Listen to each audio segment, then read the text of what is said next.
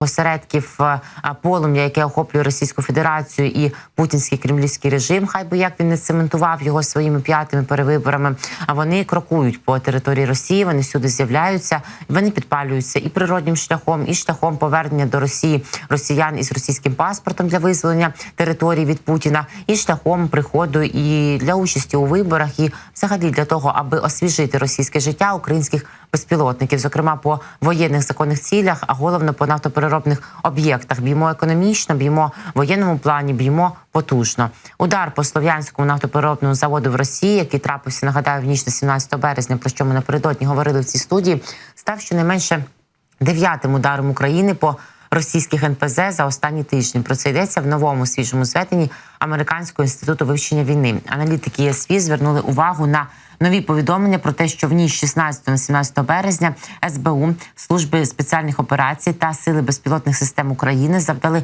успішного удару безпілотниками по російському нафтопереробному заводу в Краснодарському краї. Йдеться, зокрема, про удар по ректифікаційних колонах атмосферної перегонки нафти Слов'янського нафтопереробного заводу в Слов'янську на Кубані Краснодарського краю РФ, що призвело до значної пожежі. Один з російських воєнкорів, так званих, заявив, що 2 з 17 безпілотників, які були націлені на цей завод, вразили підприємство.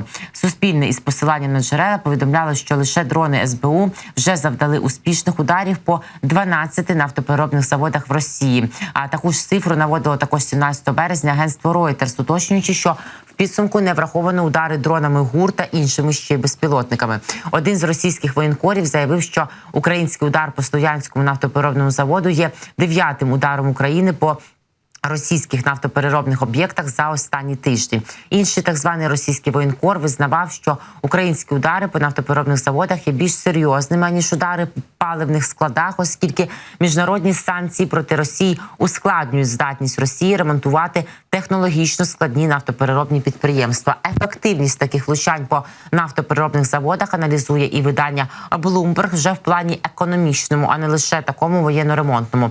Удари по нафтопереробних заводах у Російській Федерації вже призвели до росту ціни на нафту. Глобальна ціна на нафту марки Brent піднялася вище $85 за барель після зростання на 4% минулого тижня.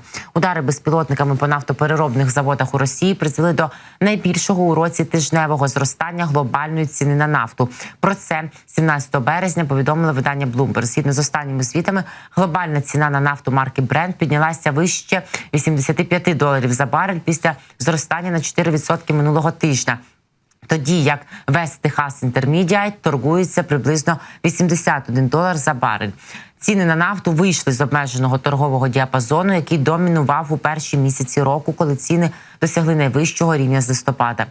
Також експерти попереджають, що нестабільність у прогнозах попиту нафти в Китаї та стійка інфляція в США можуть в подальшому ускладнити ситуацію на ринку. Згідно з останніми звітами, глобальна ціна на нафту марки Brent піднялася вище $85 за барель після зростання на 4% минулого тижня. От як бачимо, і такі наслідки впливають внаслідок наших результативних ударів по НПЗ, і це лише початок, тому що якщо за попередніми підрахунками вражено 12 орієнтовно нафтопереробних заводів, таких великих по території Російської Федерації 32, а це буквально за 2 і трохи з лишнім тижня 12 НПЗ було вражено нашими службою безпеки України, ГУР, дронами Божої волі, то далі буде лише більше.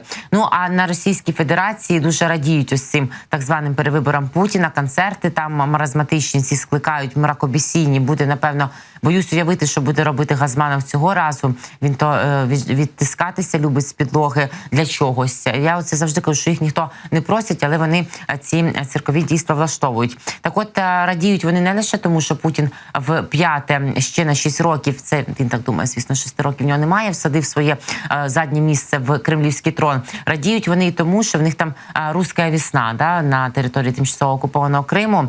Вони згадують, що 10 років тому, 18 березня 2014 року, розпочали череду своїх воєнних злочинів проти чужих земель та людства, почали демонструвати і робити всі витки своєї незаконної кривавої агресії, фактично розпочали війну проти України вже й тоді такого масштабу, якого не бачив світ, незаконно, без жодних на те дозволів, без жодних визнань з боку міжнародних інституцій та країн цивілізованого світу. Росіяни прийшли своїми брудними чоботами на територію нашого Криму, який вони собі в маразматичній хворій уяві Путіна і псевдоісторичних реаліях приписують. І от виходить, значить, яка не до кінця ще проспалася після яскравих вихідних, Марія Захарова, представниця Російського міністерства закордонних справ, яке для чогось там існує, тому що, як бачимо, всі друзі Путіна – це КНДР на міжнародній арені, М'янма, Венесуела і ще пару країн, назву яких навіть не всі ми знаємо, зі 193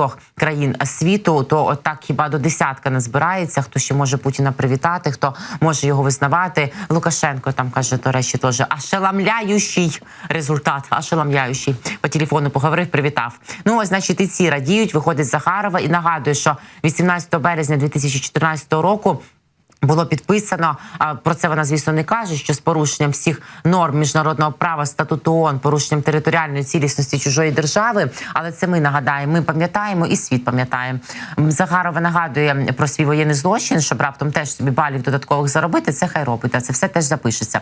Було підписано договір про ухвалення входження до Російської Федерації Республіки Крим. На думку Захарової, це стало справедливим та довгоочікуваним рішенням і для кримчан, і для всіх громадян їхньої країни. Значить, вона каже, таких за 10 років незаконної окупації Криму Росія завезла за різними підрахунками на наш Крим від 800 тисяч до 1 мільйона. Щоправда, їхня кількість постійно зменшується, тому що внаслідок успішних потоплень російських корит, які називаються рештками Чорноморського флоту, влучань по незаконній побудованій конструкції, про яку теж згадує, заробляючи собі бали на Гаагу Захарова, зараз я про Кримський міст, і враховуючи постійну бавовну на території тимчасово окупованого Криму, то вони вже зматують свої вудочки в усіх сенсах і забираються поетапно. Не всі, звісно, але до них доходить просто, як ми і говорили з Ростиславом Мурзагуловим, не до всіх скоренько, особливо до виборців Путіна, але дійде. Чим ближче буде прилітати і розпалюватися хлопки, тим швидше вони будуть свої манатки збирати.